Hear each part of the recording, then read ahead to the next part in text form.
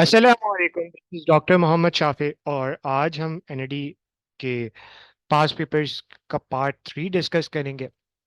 ठीक है, तो बिना किसी देरी के स्टार्ट करते हैं।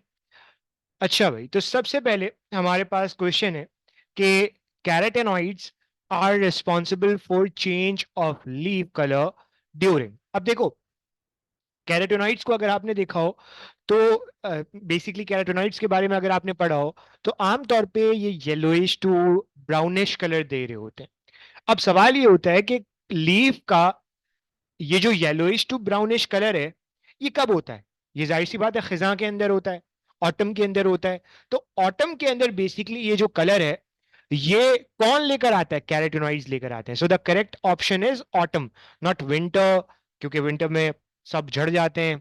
इसी तरीके से not even summer and not even spring. ठीक है, नेक्स्ट क्वेश्चन, प्लाज्मोडेस्माटा।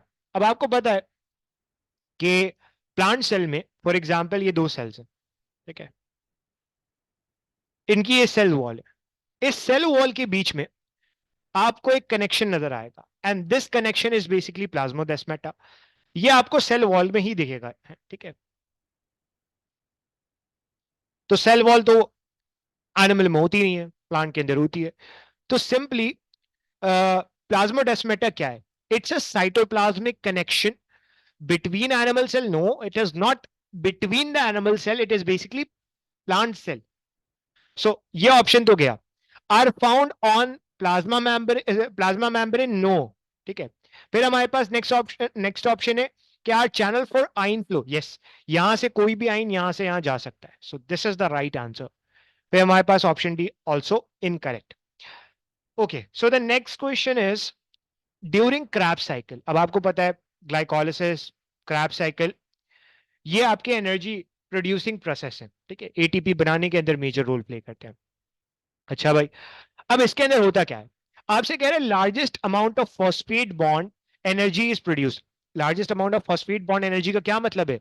ज्यादा से ज्यादा एटीपी बन रहे, फॉस्फेट बॉन्ड एनर्जी यानी कि एडीपी से आप क्या बना रहे हो? एटीपी, फॉस्फेट ऐड करके एक एक्स्ट्रा फॉस्फेट बॉन्ड बना रहे हो, जिससे आप क्या इस्तेमाल करोगे? एनर्जी इस्तेमाल करोगे। Yes, this is the right answer, but still अगले क्वेश्चन पे, अगले ऑप्शन पे चलते हैं कि pyruvic acid serve as first intermediate metabolite. नहीं, पायरुविक एसिड तो आपको मिलता था ग्लाइकोलिसिस के एंड पे। This is the wrong option. फिर हमारे पास आता है pyruvate dehydrogenase convert pyruvate into acetyl coenzyme A. No, this is wrong. फिर हमारे पास आता है oxidative dehydrogenation of pyruvic acid occur. No, there is no oxidative dehydrogenation, simply एक साइकिल है, वो आप को ऑलरेडी पता होना चाहिए। सही है। हमारे पास फिर नेक्स्ट क्वेश्चन है कि prophase can be recognised by the presence of. आपको पता है माइटोसिस के अंदर 4 फेजेस होते हैं, P mat, prophase, metaphase, anaphase, telophase. Prophase के अंदर क्या होता है? न्यूक्लियर मेम्ब्रेन डिसइंटीग्रेट होती है, यानी कि न्यूक्लियर मेम्ब्रेन गायब हो जाती है। फिर उसके बाद क्या होता है? उसके बाद जो है वो जो आपके क्रोमोसोम है वो क्रोमैटिड, और जो आपके क्रोमैटिन मटेरियल है वो क्रोमोसोम और क्रोमोसोम क्रोमैटिड की फॉर्म में आ जाते हैं। यस, तो इसका करेक्ट ऑप्शन बनता है वो option C, mitotic spindle late में आपको नजर आते हैं। ठीक है, लेट आपको नजर आते हैं। इसी तरीके से एस्ट्रल फाइबर्स तो आपको फिर और दूसरे फेज के अंदर नजर आएंगे। इसी तरह presence of nucleoli and nuclear membrane is basically the characteristic feature of telophase. Telophase के अंदर ये हो रहा होता है, प्रोफेज के अंदर ये सब क्या हो रहा होता है? डिस अपेयर हो रहा होता है। ठीक है, next question, synovial fluid is present in. Synovial fluid आपको कहां मिलता है? आपको पता है साइनोवियल फ्लूइड आपको, for example, this is one bone, this is second bone, इन दोनों के दरमियान आपको ये जो कैविटी नजर आ रही है, दिस इज साइनोवियल कैविटी। इस साइनोवियल कैविटी के अराउंड आपको एक मेम्ब्रेन मिलेगी। This membrane is synovial membrane, और इसके अंदर एक फ्लूइड भरा होगा, दैट इज साइनोवियल फ्लूइड। तो ये साइनोवियल फ्लूइड आमतौर पे आपको कहां मिलता है? ये आपको मिलता है ज्यादा अमाउंट के अंदर बॉल एंड सॉकेट जॉइंट के अंदर, not in hinge joint, not in gliding joint, not in pivot joint normally. ठीक है, okay, so the next question is from genetics and it is quite amazing question. ठीक है, अब जरा सुनना और से। एक फादर है, उनका ब्लड ग्रुप है ए, और उनके बच्चे का ब्लड ग्रुप है ओ, तो उनका जीनोटाइप क्या होगा? अब भाई जाहिर सी बात है, अगर तो फादर का ब्लड ग्रुप होता ये आई ए, तो लाजमी सी बात है बच्चे का भी ब्लड ग्रुप आई ए ही होना चाहिए था। लेकिन अगर फादर का ब्लड ग्रुप है आई ए स्मॉल आई, तो देयर आर चांसेस कि जो स्मॉल आई है ये जब होमोजाइगस रिसेसिव कंडीशन के अंदर चाइल्ड में जाएगा तो ओ ब्लड ग्रुप प्रोड्यूस कर दे। तो इसका मतलब ये है दिस इज द प्रोबेबिलिटी जिसकी वजह से क्या प्रोड्यूस हो सकता है, ओ ब्लड ग्रुप प्रोड्यूस हो सकता है एक बच्चे के अंदर। So the correct option is option A obviously. This is not the right answer. आई ओ अगर इस तरीके से होगा तो ऑब्वियसली फादर के अंदर एक ऐसे नन हो नहीं सकता, सिंपल सी बात है। So the correct answer is option A. फिर हमारे पास नेक्स्ट क्वेश्चन आता है, which is not true about antibodies. Antibodies के बारे में क्या बात सही नहीं है, ठीक है। They are found by plasma cell, ये यस। बी लिम्फोसाइट में प्लाज्मा सेल्स होते हैं, वो ये एंटीबॉडीज प्रोड्यूस करते हैं, yes. This is the correct option. फिर ये आपको कहाँ मिलती है, ब्लड के अंदर मिलती है, yes. This is the correct option, यानी कि this is the correct answer. फिर हमारे पास आता है found in lymph, yes, blood से लिम्फ के अंदर भी मिलेगी, लेकिन they are not found in saliva. So the correct option is option C, not true की बात कर रहे हैं ना, कौन सा स्टेटमेंट सही नहीं है, तो स्लाइवा के अंदर नहीं मिलती। This is basically the wrong statement. Okay, next question, during summer season which hormone concentration is maintain at high level, ठीक है। समर सीजन के अंदर आपको पता है स्वेटिंग ज्यादा होते हैं, स्वेटिंग ज्यादा होती है तो अल्टीमेटली आपको वाटर को बचाना होता है। वाटर बचाने के लिए कौन सा हार्मोन काम करेगा, आपको पता है ब्रेन से आपके एंडोक्राइन सिस्टम से एक हार्मोन आता है जिसका नाम है एडीएच, एंटी डायूरेटिक हार्मोन। ये जब बढ़ता है तो अल्टीमेटली ये बॉडी से वाटर के लॉस को बचाता है। So the correct option is option D, not insulin. Insulin is basically responsible for the carbohydrate metabolism, while adrenaline is responsible for sympathetic nervous system and glucagon is again for the carbohydrate metabolism. फिर हमारे पास आते हैं chemical synapse. Chemical synapse are present. Chemical synapse आपको कहाँ मिलते हैं भाई, केमिकल साइनैप्स क्या होते हैं, for example this is pre synaptic neuron, this is post synaptic neuron. इन दोनों के दरमियान कोई फिजिकल अटैचमेंट नहीं है, तो केमिकल आके यहाँ पे लगेगा, ठीक है। This is simply chemical synapse. ये आपको कहाँ मिलता है, ये आपको मिलता है मेमिलियन ब्रेन के अंदर। नॉर्मली बाकी तमाम इनवर्टिब्रेट्स के अंदर आपको इलेक्ट्रिकल साइनैप्स नजर आते हैं, ठीक है। चलो next question, pituitary gland is connected to brain.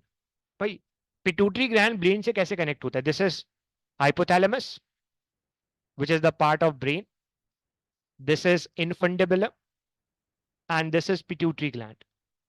So सवाल ये होता है, this stalk is basically infundibulum, ठीक है, and it actually connects the pituitary gland with the hypothalamus. So the correct answer is option A, not option C, not option B, not option D, ठीक है, simple. Okay, फिर हमारे पास question आता है कि the birth of a mammal can be accelerated by birth injecting. अब आपको पता है अगर एक फीमेल लेबर प्रोसेस के अंदर है एंड अल्टीमेटली आप उसकी लेबर को प्रोसेस को एक्सेलरेट करना चाहते हो, तो आप क्या इंजेक्ट करोगे, एलएच इंजेक्ट करोगे? नहीं भाई, एलएच का काम तो बर्थ से है ही नहीं, इंसुलिन का काम भी बर्थ से नहीं है, इनहिबिन का काम भी बर्थ से नहीं है। So oxytocin is basically the hormone जो लेबर प्रोसेस को बहुत रैपिडली करवाता है। So the correct answer is option ए।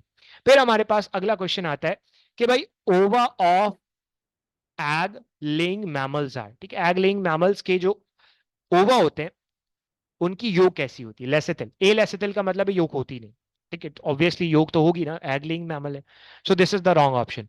माइक्रोलीथल, ठीक है, एग लेइंग है, जाहिर सी बात से एग एग से एच आउट होगा, तो माइक्रो तो ऑब्वियसली नहीं हो सकते। फिर हमारे पास आता है मीजो। मीजो कहते हैं मॉडरेट, लीथल मतलब लेसेथिल मतलब वही मॉडरेट योग, नो, ज्यादा योग मिलेगी, क्यों, क्योंकि उनको जाहिर सी बात है एग के अंदर ही डेवलप होना है। So the correct option is option D, macro. Macro कहते हैं ज्यादा को, लेसेथिल मतलब योग, ठीक है, simply option D is the right answer. Okay, फिर हमारे पास आता है कि भाई in early gastrula a prominent structure been to develop, this is called. देखो आपको याद होगा मैंने आपको बताया था कि हमारे पास गैस्ट्रुला की स्टेज पर ब्लास्टोपोर बनता है और यहाँ पे कैविटी बनती है जिसे आप आर्केंट्रॉन का नाम देते हो। So the correct answer is option B, not option D, not option C, not option A, ठीक है। Okay, next question, what is not true about cleavage. Cleavage के बारे में क्या चीज सही नहीं है, क्लेवेज क्या होती है भाई, अगेन क्लेवेज के बारे में मैं आपको बता चुका हूं, दिस इज जाइगोट, इस जाइगोट के अंदर ये जो डिवीजन हो रही है दिस इज क्लेवेज, ठीक है। अब इस क्लेवेज के बारे में क्या चीज सही नहीं है, it's a rapid mitotic division, yes, बहुत तेजी से रैपिडली डिवाइड होता है। बेसिकली डिफरेंशिएशन ऑफ ब्लास्टोमेयर्स नहीं, डिफरेंशिएशन नहीं होती, डिफरेंशिएशन बहुत बाद में जाके होती है। This is not the characteristic feature of cleavage and this is the right answer. Decrease in size of blastomere, obviously. अब जाहिर सी बात है, होता क्या है, देखो इतनी सी बॉल में ही ये डिवीजन करनी है इसने, साइज बड़ा नहीं हो सकता। तो साइज इसका क्या, हर सेल का जो ब्लास्टोमियर का साइज होता है वो कम हो जाता है, yes. Short interphase, yes, again बहुत रैपिडली डिवाइड करते हैं तो इंटरफेस बहुत कम हो जाता है। So the correct answer is option B. Okay, बढ़ते हैं क्वेश्चन नंबर 15 की तरफ। क्वेश्चन नंबर 15 में आपसे ये कह रहा है कि,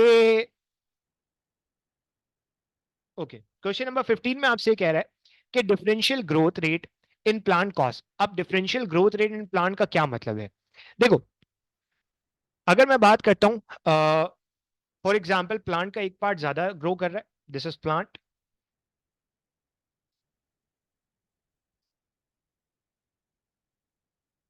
एक पार्ट ज्यादा ग्रो कर रहा है, एक पार्ट कम ग्रो कर रहा है, तो अल्टीमेटली क्या होगा? अल्टीमेटली ये होगा कि ये एक ऑटोनॉमिक मूवमेंट है। ऑटोनॉमिक मतलब खुद ब खुद इंटरनली होने वाली मूवमेंट है, जाहिर सी बात है, ये ग्रोथ रेट की वजह से हो रही है ना, so it's autonomic movement. Okay, फिर हमारे पास नेक्स्ट क्वेश्चन आता है कि suction pressure of cell become zero when it, देखो सक्शन प्रेशर का मतलब है, for example this is cell, और ये सेल कितना वाटर सक कर रहा है।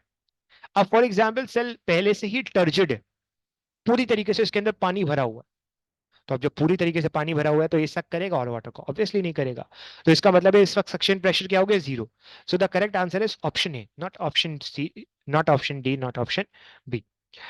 Next question. Next question is phototrophism is basically probably influenced by, phototrophism का मतलब ये है कि लाइट की वजह से जो मूवमेंट हो रही है वो किस हार्मोन की वजह से हो रही होती है।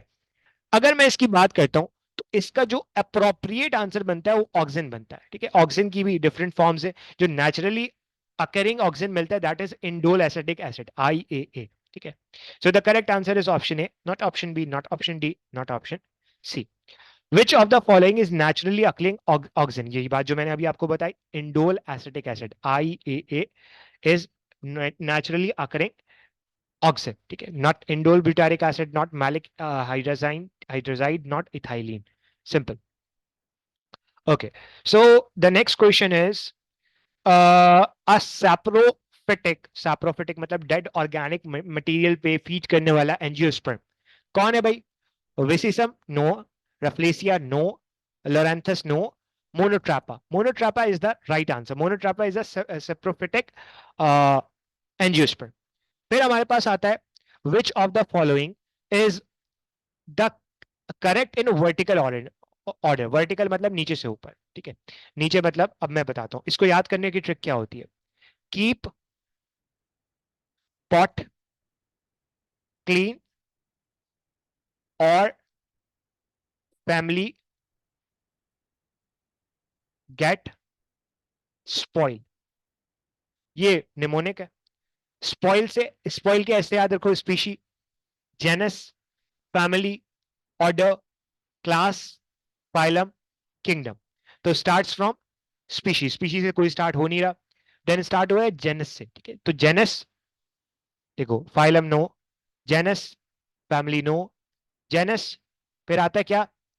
फैमिली, यहां पे आ गया ऑर्डर, यहीं पे आपका मसला हल हो गया, genus, family, order, class, phylum, simple. It's quite simple, बहुत आसान है। चलो, next question. Next question is, what is the name given to the circular DNA which can self-replicate and can introduce gene into host organism? आपको पता है bacteria के अंदर आपको एक सर्कुलर डीएनए मिलता है, and that circular DNA single standard DNA, it is called plasmid. ये प्लाज्मिड जो है वो आपका जेनेटिक मटेरियल ट्रांसफर करने के अंदर मेजर रोल प्ले करता है। So this plasmid is basically the circular DNA which can be self replicated, ठीक है। Not bacteriophage, bacteriophage is different, ठीक है। ओके, उसके बाद हमारे पास जो दो ऑप्शंस आते हैं, that is bacterial gene, no, that is entirely different, episome is different. Okay, gut of female Anopheles is the site of, ठीक है। अब अगर मैं बात करता हूँ फीमेल एनोफिलस की, तो फीमेल एनोफिलस की जो लाइफ साइकिल है, मतलब जो आपकी मलेरियल लाइफ साइकिल है, उसके अंदर जो शीजोगोनी होती है ना, इट्स अ एसेक्सुअल साइकिल, और ये आपकी होती है salivary gland of, salivary gland of Anopheles mosquito के अंदर, गट के अंदर नहीं होती। तो ये ऑप्शन तो गया। फिर हमारे पास आता है sexual phase of Plasmodium, yes, this is the right answer, ये आपको गट में मिलता है। फॉर्मेशन ऑफ मीरोजॉइड, ये आपको मिलता है लिवर सेल्स के अंदर, ठीक है, तो दैट इज समथिंग डिफरेंट। फिर हमारे पास आता है फॉर्मेशन ऑफ ट्रिप्टोजॉइट्स, नो, तो correct answer is option B, ठीक है। फिर हमारे पास आता है एन आइसोगैमी, एन का मतलब होता है नो, आइसोगैमी, आइसो मतलब सेम, गैमी मतलब गैमीट्स, सेम गैमीट्स का फ्यूज ना होना, सेम नहीं होंगे तो क्या होंगे, डिफरेंट होंगे obviously.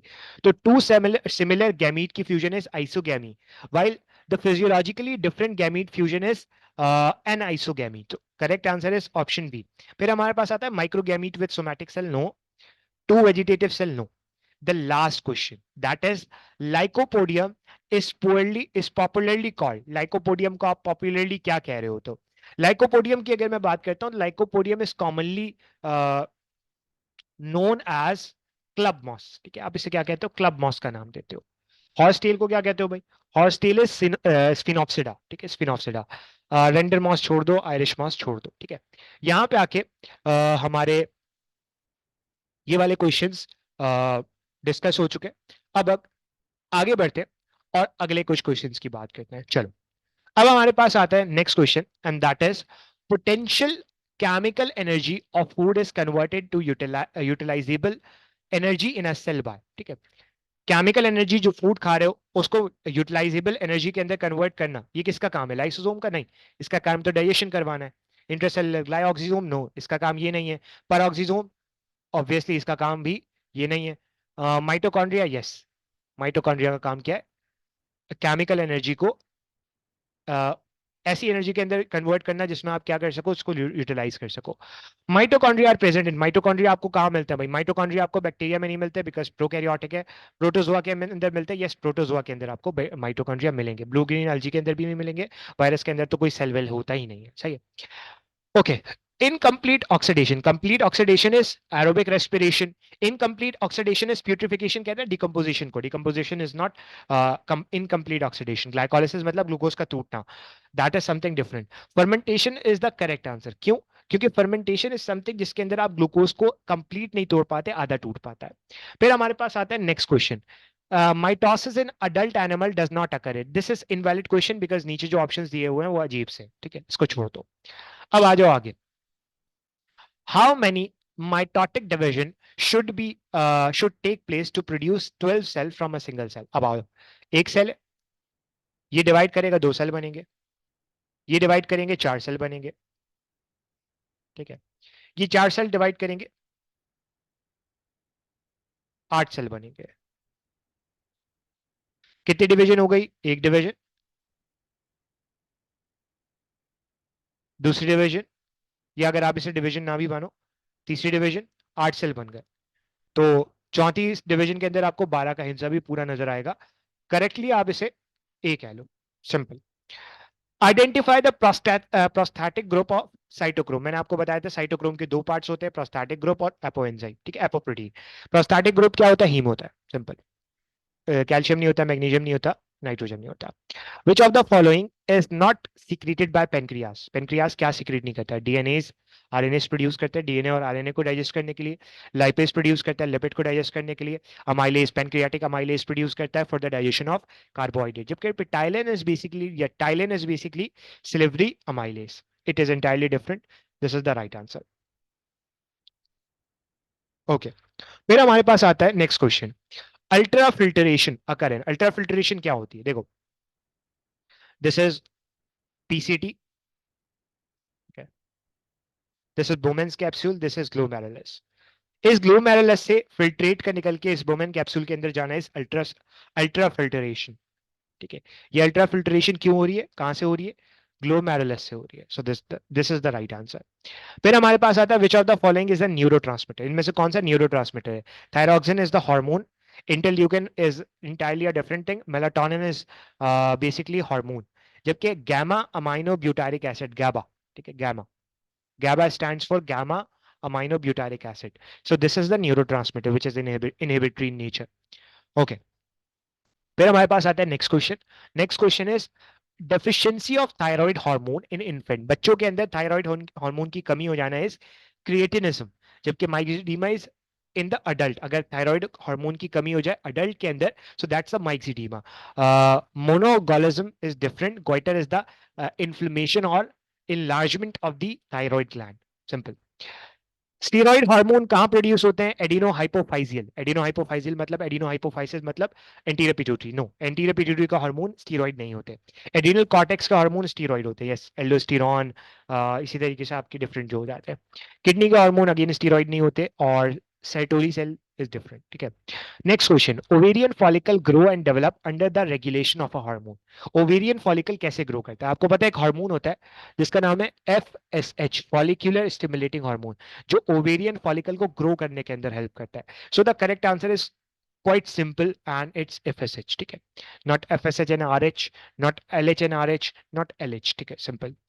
Spermiogenesis and oogenesis. Spermiogenesis and oogenesis.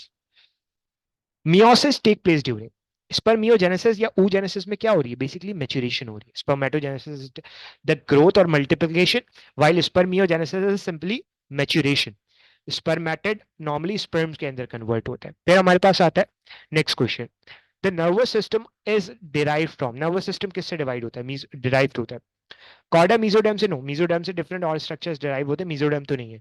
Endoderm से आपका डाइजेस्टिव सिस्टम आता है. एक्टोडर्म से आता है. एक्टोडर्म का भी वो पार्ट जहां से आपका नर्वस सिस्टम अराइज होता है, दैट इज न्यूरो एक्टोडर्म. ठीक है. ओके, फिर हमारे पास नेक्स्ट क्वेश्चन आता है and that is identify the bird which has recently become extinct. ठीक है. कौन सी ऐसी बर्ड है जो अभी रिसेंटली एक्सटेंट हुई है? No, vulture no, dodo no, archaeopteryx. ठीक है, सिंपल. अच्छा भाई. Okay, so next question. The direction of growth of plant determined by gravity sensing guide system does not have the following component. अब ये बड़ा interesting question है. ठीक है. इसके अंदर आपसे क्या कह रहा है? इसके अंदर आपसे ये कह रहा है कि ग्रेविटी की वजह से जो ग्रोथ हो रही है ना प्लांट के अंदर, वो उसका कौन सा कंपोनेंट नहीं है? सेंसरी मैकेनिज्म, ऑब्वियसली ग्रेविटी को सेंस करना, ये है. कम्युनिकेशन मैकेनिज्म कनेक्टिंग, यस ये भी है. रिएक्शन सिस्टम, ये भी है. Curvature movement is growth movement. This is the right answer. ठीक है, this is the right answer. ये बाकी जो ऑप्शंस है ना, ये कंपोनेंट तो है बट अगेन इसमें आपसे नहीं पूछा गया. तो A is the right answer. Next question. If the cell sap concentration become high then. Cell sap क्या होता है? देखो, दिस इज सेल. इस सेल के अंदर, वैक्यूल के अंदर आपका सेल सैप जमा हुआ है. सेल सैप की कंसंट्रेशन ज्यादा होने का मतलब यह है कि सेल के अंदर सॉल्यूट ज्यादा है. अब जब सॉल्यूट ज्यादा है तो अल्टीमेटली आप क्या करोगे? आप ट्रांसपायरेशन को कम करोगे ताकि जो वाटर है वो और बचे. सो this is the appropriate answer. और उसके बाद क्या करोगे? आप वाटर को एब्जॉर्ब भी करोगे. That is a secondary thing. ठीक है, ये भी सही हो सकता है लेकिन that is a secondary thing. इसी तरीके से एक्टिव ट्रांसपायरेशन अलग चीज है, कैपिलरी फोर्स इज रिड्यूस, ये अलग चीज है. Megasporangium of flowering plant give rise to. Megasporangium किसके अंदर कन्वर्ट होता है? एंडोस्पर्म के अंदर? नो, वो एक पूरा अलग प्रोसेस है. थैलेमस के अंदर? नो. एम्ब्रियोनिक सैक के अंदर? नो. ओव्यूल के अंदर कन्वर्ट होता है. Megaspore, ovule. ठीक है. माइक्रोस्पोर आगे मेल गैमीट के साथ होता है. फिर हमारे पास आता है internode can be made to elongate by treatment with. आप इंटरनोड को कैसे बढ़ा सकते हो एक प्लांट के अंदर? इंटरनोड की अगर मैं बात करता हूं तो आप इसे, अगर आप इस पे अप्लाई कर लो गिबरेलिन, तो सिंपली इससे क्या होगा? इंटरनोड एलोंगेट हो जाएगी. फाइटो हार्मोन्स, कौन सा हार्मोन भाई? ये तो नहीं हो सकता. ऑक्सीजन भी नहीं है, काइनेटिन भी नहीं है. Okay. The first naturally occurring oxygen, naturally occurring oxygen सबसे पहले आपको कहां मिला? शूट की टिप पर. नो ह्यूमन यूरिन के अंदर, नो रूट टिप के अंदर, नो फ्लावर के अंदर. सिंपल. सीलिया आपको कहां मिलता है? अच्छा, ये बड़ा इंटरेस्टिंग क्वेश्चन है. सीलिया आपको कहां मिलता है? सीलिया अगर आपने प्रोटोजोआ पढ़ा हो तो प्रोटोजोआ के अंदर आपने डिफरेंट क्लासेस पढ़ी होंगी प्रोटोजोआ की ना. अब प्रोटोजोआ की एक क्लास होती है जिसे आप कहते हो सीलिएटा. इस सीलिएटा के अंदर आपको क्या मिलता है? सीलिया मिलते हैं. ठीक है. इस सीलिएटा के अंदर आपको क्या मिल रहा है? सीलिया मिल रहा है. ठीक है.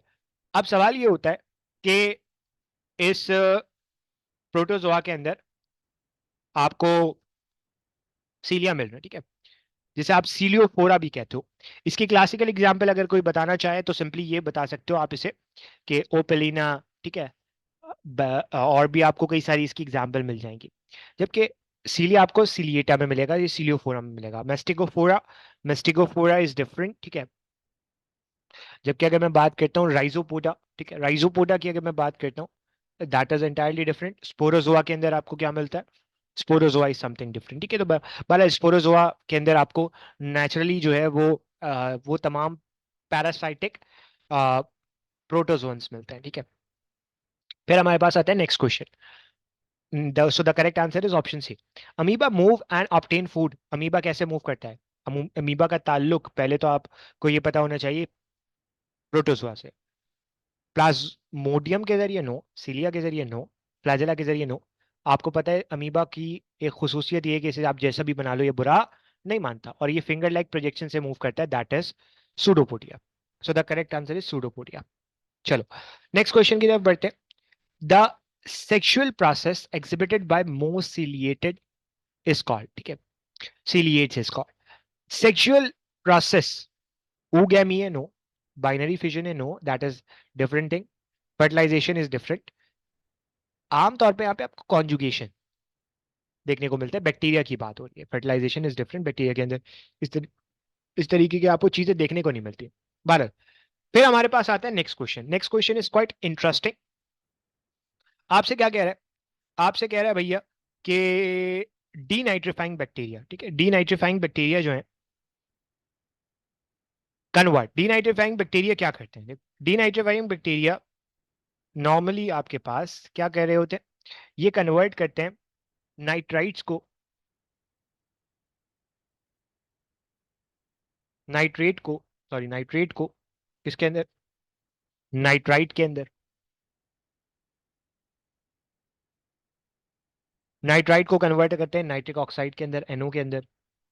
एनओ को कन्वर्ट करते हैं नाइट्रस ऑक्साइड के अंदर, और फिर अल्टीमेटली नाइट्रोजन के अंदर कन्वर्ट करता है। तो डीनाइट्रीफाइंग बैक्टीरिया, नाइट्रीफाइंग बैक्टीरिया इसका उलट करते हैं। डी का मतलब है उलट काम। तो डीनाइट्रीफाइंग बैक्टीरिया नाइट्रेट्स को कन्वर्ट करेंगे किसके अंदर? नाइट्रोजन के अंदर। So the correct answer is option C. अगर इसका रिवर्स पूछ लिया जाए, nitrifying bacteria. Okay. Paramecium exhibit, paramecium में आपको क्या देखने को मिलता है? पैरामीशियम के अंदर आपको बाइनरी फिजन और सेक्सुअल रिप्रोडक्शन देखने को मिलती है। So the correct answer is option D, not option B, not option A, not option C. यहां पे आके हमारे एनईडी पास पेपर सीरीज का पार्ट 3 कंप्लीट होता है। इन तमाम क्वेश्चंस के अंदर अगर कोई भी मसला है, कोई भी प्रॉब्लम है, तो आप वीडियो के कमेंट सेक्शन के अंदर बिल्कुल पूछ सकते हो, या मेरे ईमेल एड्रेस पे मुझे ईमेल कर सकते हो। ईमेल एड्रेस है I am sorry biology by doctor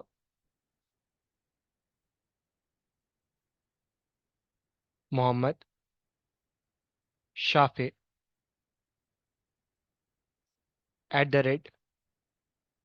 @gmail.com। या आप कमेंट सेक्शन के अंदर भी पूछ सकते हो। बाकी